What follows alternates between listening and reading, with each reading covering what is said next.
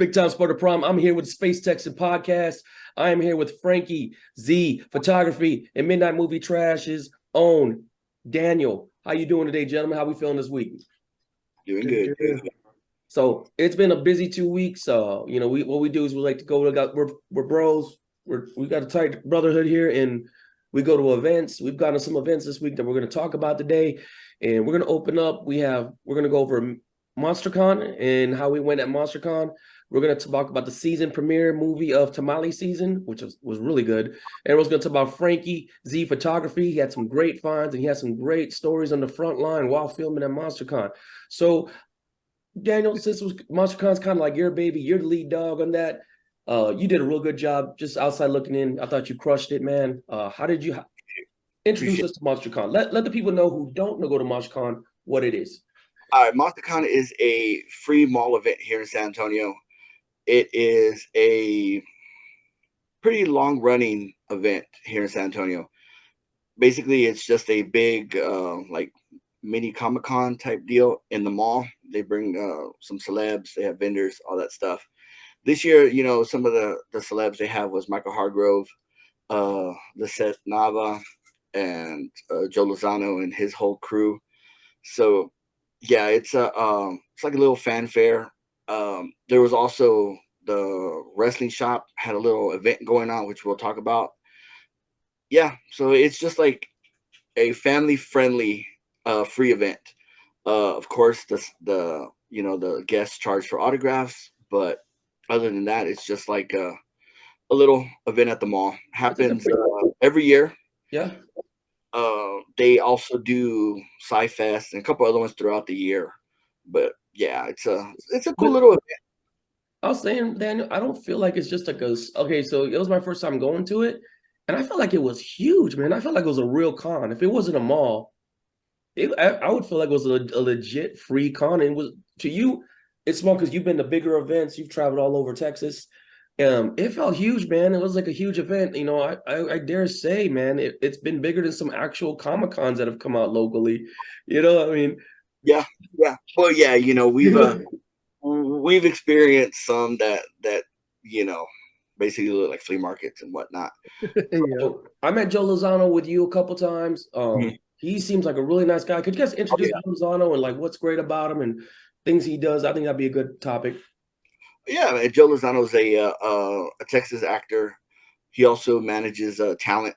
He brought quite a few guests to MonsterCon. He's pretty much a staple there, and he's always been cool enough to let us talk with his people, his guests that he brings, and you've probably seen him in a lot of films, man. He's been in Machete, Blood, Bloodfest, a bunch of stuff. So yeah, super cool guy. Get a chance to meet him. He's one of the coolest down to earth dudes that you can meet. Yeah, he actually signed one of the DVDs I bought from him for his films. And just because I was respectful, and I really appreciate that. He first time meeting me, and it left me a positive impression. And hearing he works with you, we only work with good people. And Frank, you were there filming the event. Yeah, I was there with Daniel and Burns, getting Burns. some interviews and stuff like that. The show was nice, man. It was cool. That was my first time going to MonsterCon, and it was pretty packed. They had girls out there dancing. I think it was the Lost Boy songs, right? What's that? I think wasn't it Lost Boy songs? Songs from Lost Boy. Yeah, they were doing everything. I think during one of the interviews when we were upstairs, they were jamming out to Metallica and everything. I was like, yeah, we're gonna get copyrighted on this one. As a person, you're as an interviewer and you did a lot of interviews that day. Do you ever run into that issue whenever the copyright music in the background and you lose the interview? We've been fortunate that it hasn't hit us, but YouTube's very, very picky with it, and it's definitely a possibility that they'll flag you for it. I got flagged on a personal video on my own channel looking for VHS tapes at a thrift store and till this day I still can't hear the song on the video, but they swear to God that Katy Perry's playing in the background. Are you serious? I got flagged for it. and From like the store music. the store music. That is insane, dude. Technology. Yeah. So it was like, and I even put music over it, and it still pinged it with some damn Katy Perry song. So yeah, Well, dude, like luckily your Rode wireless mics, they cut out a lot of the background noise. So background, yeah. yeah, I think Also, we'll be Rode fine. does that. If you buy the Rode mics, it does that. It helps. It helps. Yeah. It still will pick up, but this one's been pretty good about not really getting the background and focusing more on who I'm interviewing and myself. But yeah, if it's really loud, yeah, it's gonna bleed through. But that's why you buy good quality mics for Hey, you heard it from the pros. Yeah. Frankie Z Photography and Midnight Movie Trash. They've been all over Texas doing interviews, meeting celebrities. So go ahead and spend that extra money, get that Rode mic or get that quality mic because it's better than losing content. So that's just great feedback. That's great advice for our listeners. I'm not trying to pick on you because it's your event. That's why I'm really going to you. You're the go-to guy. I'm giving you the rock. Out of your interviews, like just talk to celebrities that you talked with and their movies and just how do you feel about your interviews that day? Anything that stood out, like your favorite interview? They were all great. Being with the strike still going on, it was very cookie cutter, and I was very limited to what I could talk about, and it really, it kind of sucks, but those are the stipulations that they have to follow, and we have to respect it. Yeah. So they were cool enough to still talk with me. A couple of them, went ahead and they weren't part of SAG, or they don't act as much anymore. They went a little bit more into detail, but it's still, it's a little touchy still with interviews. So some actors are not in SAG, or I thought that was like all the actors were SAG. No, yeah, some up and coming actors haven't joined the union, and Okay. some just don't want to do it. It's a preference between actors, and or some just don't act anymore. Like a lot of the older like B movie celebs, they don't do anything, and they're open to talk about it, but some of them are, standing with the strike and they don't want to talk about it. So it's really touchy, and it's cool that they still are willing to talk to us, but it's like everything's ironed out ahead of time, so they don't get in trouble, we don't get in trouble, the event doesn't get in trouble. So yeah, right now there's a ton of red tape for interviews if you can land them.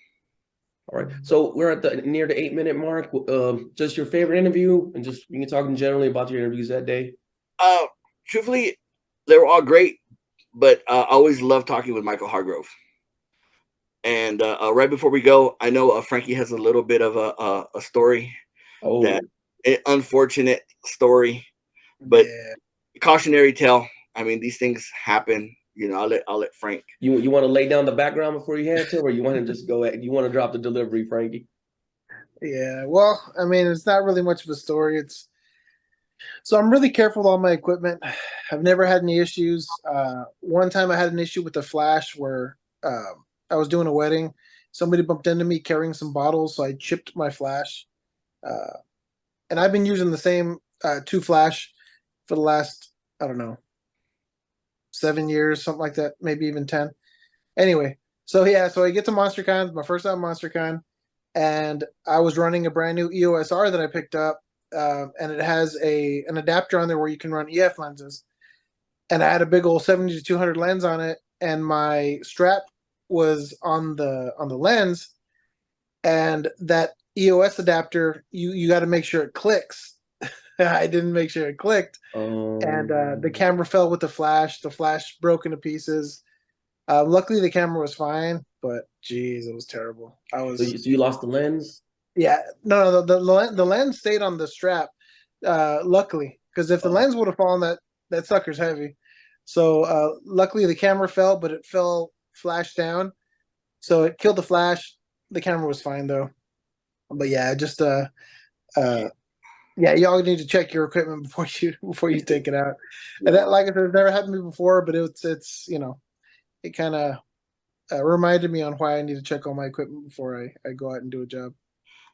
Yeah, I heard the crash because he was almost. Oh, you were there? Yeah, I was keeping an eye out for him, and I heard a ruckus, and I heard like a crash, and I looked over and I saw him. I was like, oh shit, like my heart sank, and I'm like, then I went over there and like met him, and he was like, damn. But luckily, it sucks that it's still, you lost the flash, but the that's a little cheaper than the camera. Man, you Yeah. know what? I think a moment of silence for our fallen Flash. We're gonna give him a Space Texan salute to our Right? fallen Flash. Oof. Yeah, I replaced it with a brand new Young Newer though, because that's what I run. All my flashes are Young Newer or newer. Yeah, I got the newest model, and man, that sucker's a beast. And it uses the same lithium-ion batteries, so that worked out for me because those batteries are like $70 a pop. Jesus, dude. Yeah, That's expensive business, man, living in photography, man. Man. that's no lie. That is no lie. And you know what? The closeout MonsterCon, I know we got longer than we wanted to. We're at 11-minute mark. We saw Zilla Fatu, the High Chief. Hi, The High Chief. Chief Umaga's son from the WWE. He was in Booker T's training camp. He was training with Booker T at Booker T's school. They're still on good terms. They're on great terms. He ended up going his own route. I guess he had a different outlook for his career trajectory or path. And he said him and Booker left on good terms. And I didn't get a chance to talk to him much, but me and Daniel, we got to go say hi. And he was so gracious enough. He was at the Wrestle Shop at Roanoke Mall, and he put Del Dempsey through a table. From what I heard, we just missed it. We heard the crash because it was at the interview table because we all turned like, who just got jacked up? And he was just there taking pictures with the fans, and he wasn't charging you. He was just being approachable. Anybody he met, he had a small conversation with. And I'm not sure if it was his mom or somebody in his family. I believe it was his mom. Yeah. She would take the pictures, and this lady took wonderful pictures. She took mine and Daniel's. She had a picture with us posing with him, and then she had a picture with shaking his hand, and it looked like something we would have paid at a WrestleCon or something, man. So I was left with a really great impression of Zilla Fatu. He has definitely got that high chief charisma, and I could see why he may want to be his own chief and not be in a hurry to be in the bloodline. Or maybe he may be the guy 5-10 years from now that challenges Roman Reigns for his share of the bloodline or the head of the table. Go ahead, give us some feedback on that block. Yeah, man. He was super awesome to meet, super down to earth. And, huge shout out to Mama Zilla for, taking the photos, being so cool. Also, and it was awesome because, like you said, she even got like a candid photo, just the interaction. And, everything was super cool. I've been watching him for a little bit. And guy's got a bright future. And if he keeps, this way with his fans, he's going to be golden. Yeah, and that whole family history, they're great. Like, I've yet to see one from that bloodline not do well. So he is got greatness in his DNA. And I'm excited to see him. I haven't seen him wrestle in person. I wouldn't be surprised if he's in AEW soon or even the WWE. But now moving on, we went to a movie premiere at the 13-minute mark. We saw a movie named Tamale Season. And Block, you got us is this like a screener or just a world premiere? This was a premiere. This was the first time. Go ahead and lay it down because this was your event. Yeah, huge shout out to Cynthia. She was a producer. She invited us back at Houston to the premiere. She's invited us to a couple of them, just other events, kept us away,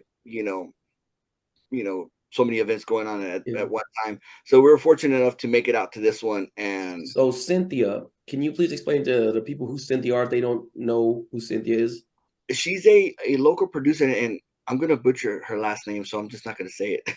Yeah, that's what I'm the same way. Yeah, she's a local producer with No Sleep Films. She works hand in hand with Isaac Rodriguez, who directed Tamale Season, and she's amazing. I've followed their work for years. They're really known for found footage films, horror films, and this is a departure from their norm. And they've been kind of going away from the horror. They're still doing it, just like they're doing more drama and they're doing comedy. And maybe they're just branching out, not giving out. And one of the impressive things that No Sleep Films and they do is in a conversation with them, they try to do 4 films a year, like one each quarter, and that's impressive, to be putting out stuff like that. And Tamale season, was a San Antonio, based film, deeply rooted in San Antonio culture, the Hispanic culture, and they knocked it out the park with this one. You know, it was just like a feel good Chicano movie, and it to me it worked. You know, I'm gonna say something kind of controversial. I actually like this one better than the Hot Cheeto movie that just came out. I forgot what it was called. Nice. Yeah, I actually dug this one a lot more. So So that's Cynthia beat out Disney. yeah, Yeah. yeah. I thought you were gonna say you eat your tamales with ketchup or something. Didn't that Which pop? is Didn't that pop? controversial. That would have been like a horror scene. Then it would have been a horror movie. you know, uh, I'm not to spoil too much of it, but one of the main ingredients of the rival tamale company that's trying to put out the local San Antonio business, use some pretty nasty ingredients Oh yeah. that makes ketchup on a tamale look like you're putting salsa on it. Yeah, Oh, okay. it was bad. This stuff was Like, bad. yeah, and the movie is really good. The movie is about a family that has a tamale restaurant, and it's one of those. It's like the second or I believe third generation family member. The son has it. It goes from grandmother to I believe the mother, and then to the son. And the son never got the grandmother's recipes, so he's been making tamales. And when they first started, they had the grandmother's recipes, and it's one of those things that I'll give it to you when you're ready for it. And it just she passed away, and he never got it. So he's been keeping the company up, but it's like I feel like he lost his passion, or he just doesn't have the background his grandmother had. And they show videos when he's younger, and they're teaching him, and he's doing everything but paying attention, man. He's just like, Army men, yeah, you hear the voice like wah wah wah wah. yeah. And if you're like San Antonio, I'm not sure about Austin, but I know in San Antonio, I felt like it was if you're from San Antonio, you can really relate to this. It was an outside company. I don't know if it was from Austin, I believe. And they were moving to San Antonio, and what they do is like they buy like the cheaper property or cheaper storefronts downtown or near downtown. And what they do is they modernize it, right? And they make it one of those places that you go on, you go on your Instagram and take pictures. You know how like they're modernizing San Antonio. So to me in the movie, they did a really good job of saying like, yes, this modernization stuff is good, but at the same time, we're losing our history and our culture, our roots by pushing all these families out. And I thought this movie was a great example of like, something that's from the neighborhood, people who grew up in that neighborhood, they don't want to lose their restaurants that have been there for generations to some, fancy burrito store that has a fun slide and, smoothies for pictures, It's a very real thing I felt. I thought it's like people downtown or people who own restaurants can relate to it. And it's okay. So, tamales, man, the old school food. Sometimes I think in the modern era or just to like be able to charge more money, they try to reinvent the wheel. And the company tried to like make cheap tamales or tamales that are like all vegetables or tamales like what was it, vegan? And then made tamales that were beef that were grown in a lab and like grown in a lab grown meat. And their spin on it was like, it's healthier for you. We're protecting the environment. We're saving the animals. And it was a great plot. I love the plot. I was in, and like you said, if you're from San Antonio, you're gonna buy in immediately. But one thing, just to get a sidetrack, I didn't expect to laugh as much as I freaking laughed. That thing could be as pure comedy if it wanted to, man. We laughed all movie, man, from the soy boy jokes to. I mean, go ahead. Tell us about your favorite part. Let's see. Yeah. It's that soy boy comment, because we throw around that comment a lot, joking around. Yeah. And the owner of the tamale shop, he's like, it's these soy boys. So me and Sparta just lost it during that part. But overall the comedy of it, I believe it's Bert Lopez that was playing the main character. The father? Yeah. He did an amazing job. The whole cast, was amazing. And they had a lot of local talent, one of the things about that premiere is it was supposed to be a small premiere. Cynthia was telling me at the event, and it turned into, I believe, 4 screens were sold for that event. So it turned out to be a huge premiere. It Mhm. was jam packed. You know, one of the cool things about it was Damien Chapa was there. You know, Miklo from Blood In Blood Out. Man, we couldn't get a picture. I'm still Yeah, bugging. I didn't get to see Miklo. yeah. I was sitting there like, Oh, and I saw him walk in. I was like, "Vato locos!" yeah. But yeah, it was something else. Um, you know, it was the first time I've been to a premiere like that, and we were totally underdressed for that. You know, because we went Oh, yeah. straight from MonsterCon to that event, and you know, and that be the life sometimes at events. You know, hitting multiple events in one day. Dude, they were glammed up, man. It was like San Anto's finest, Texas best. They were all dressed up, glammed up. It was like It a was, walkway, runway. They were taking pictures. I felt like I wasn't even like I felt like I was there to work the show. You know, like I should be giving out popcorn. That's how dressed up and great they looked. It was absolutely box office, man. Everybody and they put on a great show. It was I felt like it elevated San Antonio film, Texas film. And I really think this movie could potentially become have like a cult following and could go nationwide because I think everybody from Latino culture, Chicano culture can relate to it. You know, whether you're Arizona and California, Minnesota, tamales for the holidays is a very real thing. Yeah. Like what do you think of when you think tamales, Frank?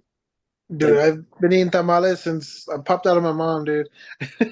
Like my all my family members would always just, be at my grandma's house. Everybody lined up making tamales all day and all night. And yeah, we eat them at all the holidays. So yeah, tamales are huge in Mexican culture. And yeah, they're huge in our family. yeah, and like think about it, and just what happens when you find a restaurant that makes like the best one ever? Yeah. How does Well, that? Delia's is the best, Yeah, like Delia's is good. that we've gone through. But yeah, you find good tamales, yeah, you're gonna keep going back. It's a staple, man. And that's like in the movie, the guy's like, it's tamale season. And then we make 70% of our money during tamale season. And that's when that new modern tamale restaurant came in and tried to crush his business. And that was like the challenge of the story. How is he going to keep his? Because every year that he progressed, he lost customers. And he lost customers because he also didn't have his grandmother's recipe. And we're not going to tell you what the secret was, but the actors were great. My friend Mate Maurice, she was in there. She was that one where he pushes the door open, she bumps the girl, and goes, "Oh, you're here for tamale?" Because I'm here for the new store. I was going to say hi to her. It was so crowded. They were doing so. I guess all the actors were lining up to the front. We didn't get to see what happened. I didn't even get to say hi to her, but I mean, there was like standing ovation. The crowd was excited. They were cheering. Even like before the movie, man, it was just really a different movie experience for me. First time for a world premiere. It was over. It was great. And I recommend you see it. Block, got anything else on this one, man? yeah. You know, one of the big things that this movie touches on it, and Frank touched on it too, is the family aspect of the culture and the tamale. You know, it's the same thing with my family. You know, the tamalada. You know, making tamales and all that Yeah. stuff with the family. You know, one thing I got to say is when this one comes out, definitely check it out, and definitely check out No Sleep Films. I know a lot of their films are on Tubi, so you can find a lot of their stuff on Tubi, and you know it's well worth checking out, and it's always good to support local and indie filmmakers. Yeah, and the dad had me laughing the whole film. The dad was great. The dad makes the movie. Hmm. What I liked about the movie, I think you mentioned it earlier. I think you just mentioned it, like the tight bond of the Latino family. Like they are there for each other through thick and thin, whether they make a mistake, whether they're in the wrong or right. They stayed together. That family stayed together. Even when they're mad, upset with each other, they stayed together. And I love that about that. I feel like it gets lost in modern movies.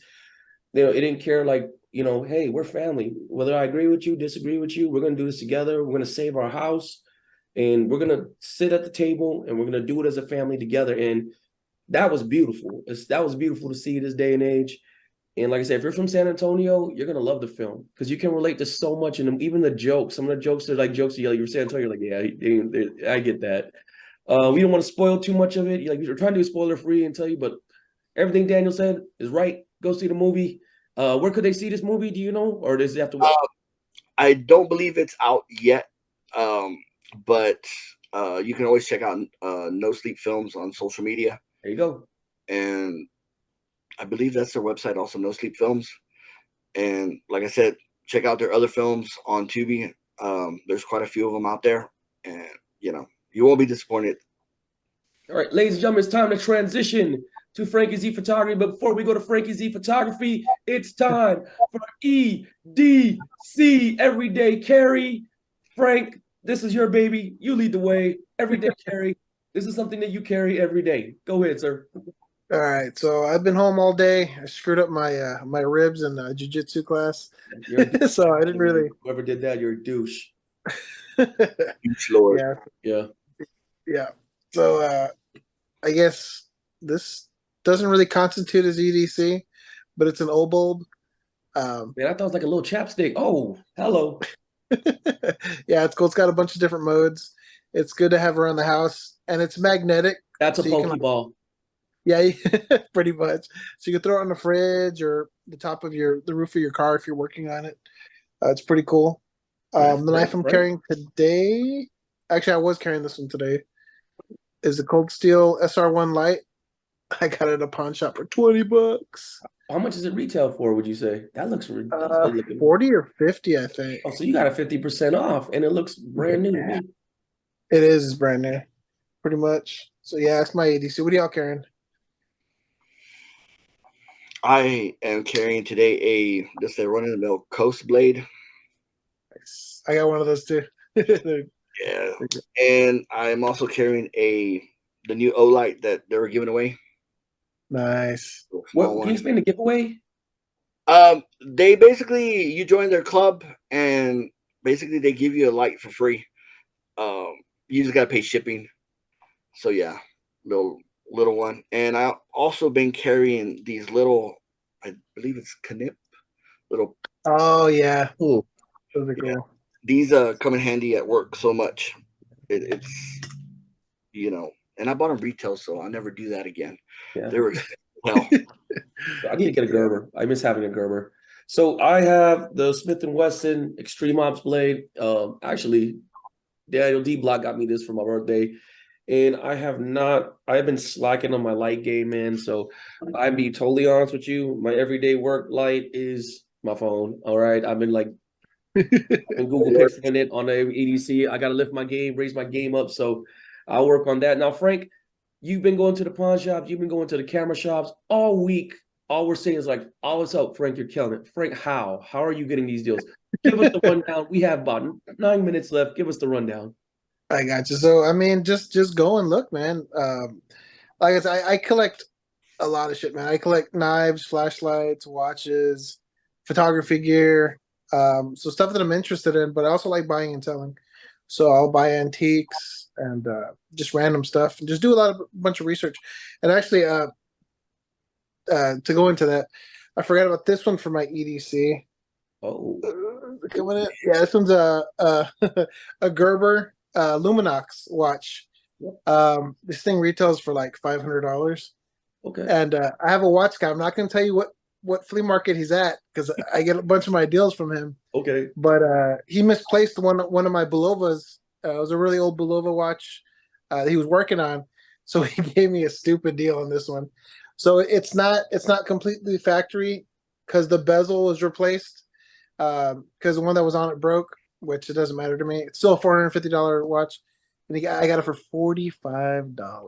A $500 watch for $45. Yeah, and if anybody knows what Luminox is the bomb. Oh, that's a big dub. That's a big. Yeah, man. Frank, we're gonna buy us some shovels and we're gonna go find some gold because you have the touch, man. You know where to find the deals. That's insane. $500 for 45. Picked up a couple Streamlights for $4. Streamlight tech light. The LED they run about $100. Yeah, the LED module shot, but Streamlight's lifetime warranty, no questions asked. The lifetime warranty follows the equipment, not the person that bought it. So if you find, it's like Craftsman, if you find a flashlight broken on the floor and you send it back to them, they'll replace it for free. All right, there's your real life hack right there from Frankie Z Photography. Yeah, and another one, Benchmade. I got this at the flea market too for $25. Another lifetime warranty knife. You ever break a blade or whatever, you send it in. They'll replace it for you for free. They'll even send you free clips if you lose them. What?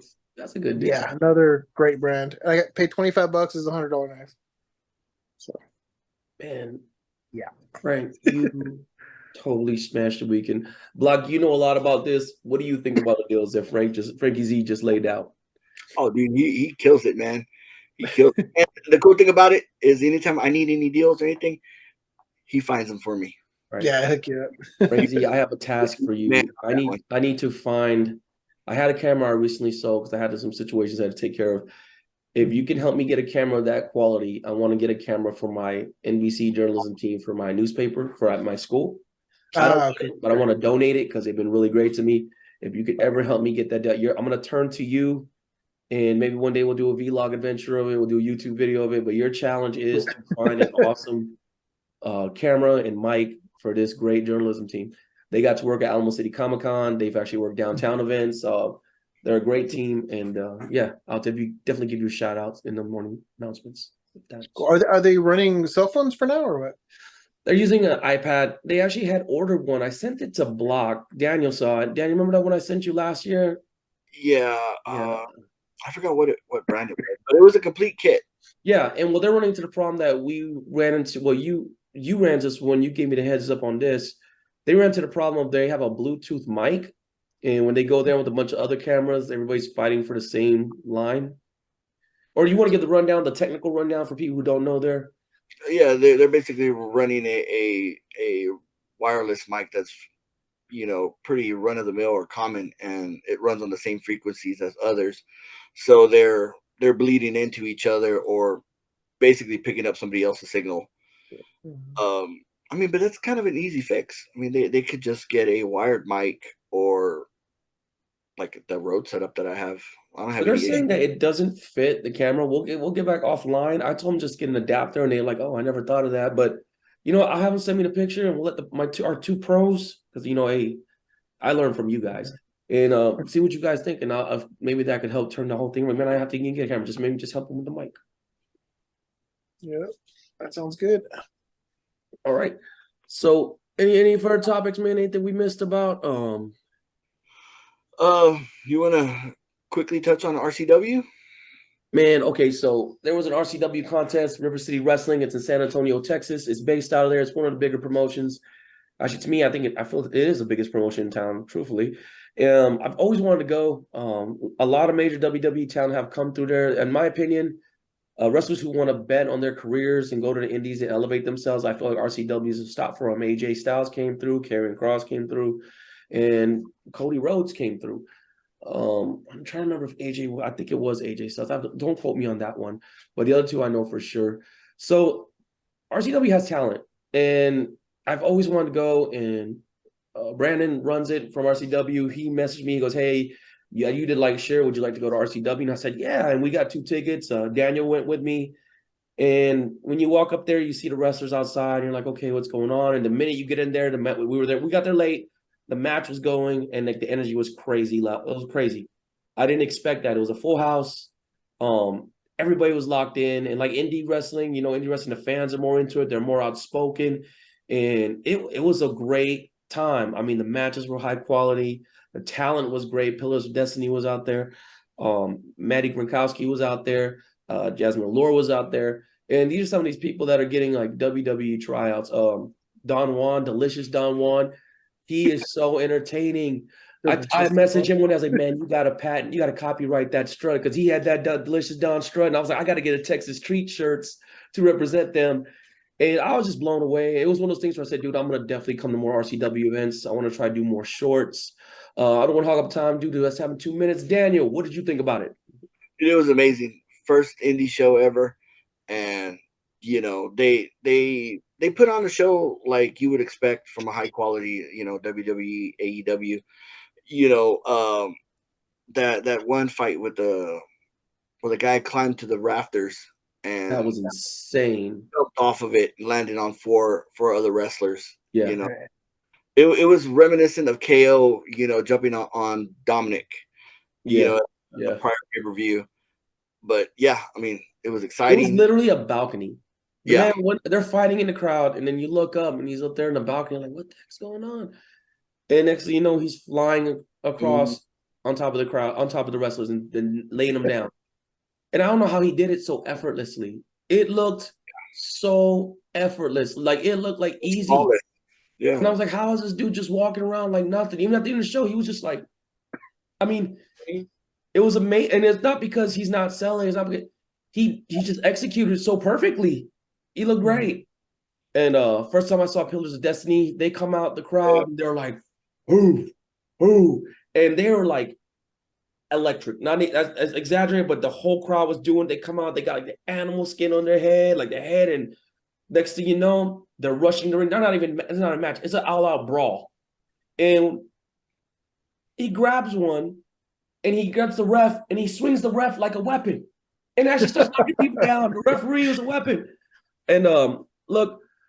I love it. I'm going to go again. I'll be there on October 22nd. Hopefully, Daniel will join me. We have a minute left. Anything, gentlemen, before we close? Nah. It's gonna be exciting. Things coming up. So, yeah, it'll be interesting. All right, 30 seconds. All right, we're going to wrap it up. All right, we're not flexing. We're just your Space Texas podcast. We're proud to be here. Come join us next time for the show. Look out for our show shorts and look out for future episodes. Y'all have a good week, everybody. See ya. Later.